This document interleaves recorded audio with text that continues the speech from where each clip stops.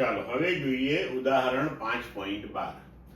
આકૃતિમાં સમાન દળ m1 બરાબર m2 ને બે બિલિયર્ડ બોલ વચ્ચેની અથડામણ દર્શાવી છે. પ્રથમ બોલ મારક કહેવાય છે જ્યારે બીજો બોલ લક્ષ્ય કહેવાય છે.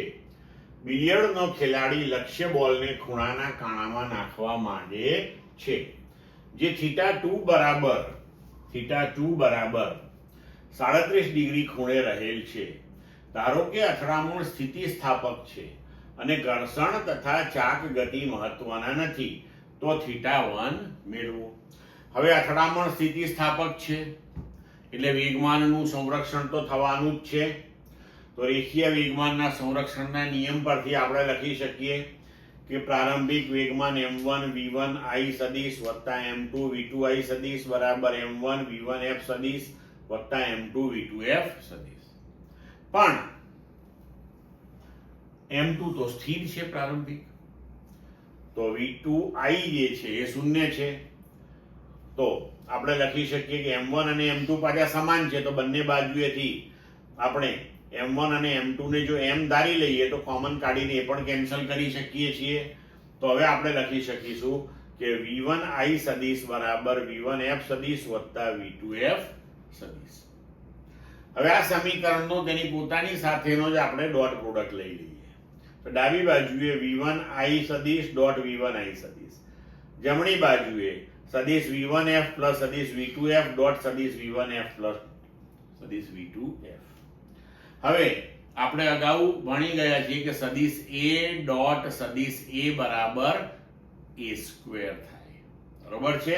તો અહીંયા આપણે ડાબી બાજુએ લખી શકીએ v1 i સ્ક્વેર બરાબર, આને આપણે સાદું રૂપ આપી દઈએ તો v1 f dot v1 f વત્તા સદિશ v2 f ડોટ સદિશ v1 f વત્તા સદિશ v1 f ડોટ સદિશ v2 f વત્તા સદિશ v2 f ડોટ સદિશ v2 f.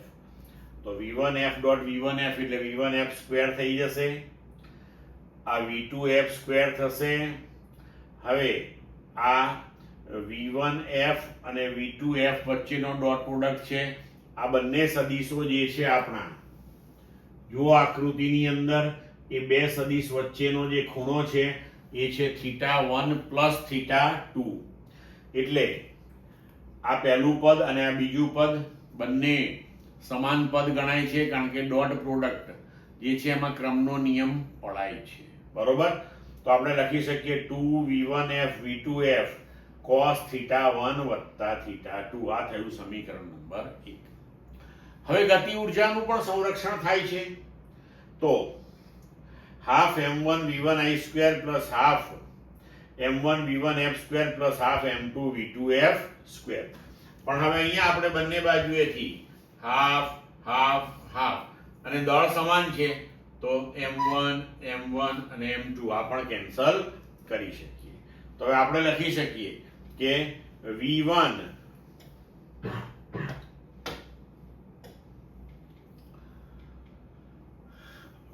i સ્ક્વેર બરાબર v1 f square plus v2 f square.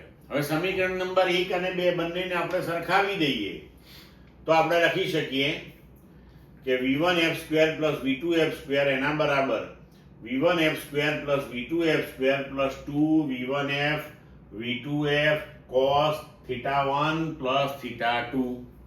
તો અહીંયા આપણે પાછું v1 f સ્ક્વેર કેન્સલ કરીએ, v2 f સ્ક્વેર કેન્સલ કરીએ. તો હવે આપણને મળશે કે 2v1 f v2 f cos θ1 plus 37 બરાબર 0. હવે 2 0 નથી, v1 f 0 નથી, v2 f 0 નથી, તો પછી cos θ1 પ્લસ 37 ડિગ્રી જે છે આ 0 હોય તો જ આનો જવાબ 0 આવે. હવે cos θ બરાબર જો શૂન્ય થતું હોય તો થીટા શું હોય 90 ડિગ્રી, કારણ કે cos 90 ડિગ્રી બરાબર શૂન્ય થાય. તો cos θ1 પ્લસ 37 ડિગ્રી બરાબર 0, એટલે કે θ1 પ્લસ 37 બરાબર થયું 90 ડિગ્રી. તો હવે આપણે θ1 ને સૂત્રનો કરતા બનાવીએ તો θ1 બરાબર 53 ડિગ્રી, એટલે કે પહેલો આપણો જે બોલ છે તેની ગતિની દિશા જે છે એ θ1 બરાબર 53 ડિગ્રીના ખૂણે મળશે આપણને. ક્લિયર? તો આ ચેપ્ટર પૂર્ણ થયું.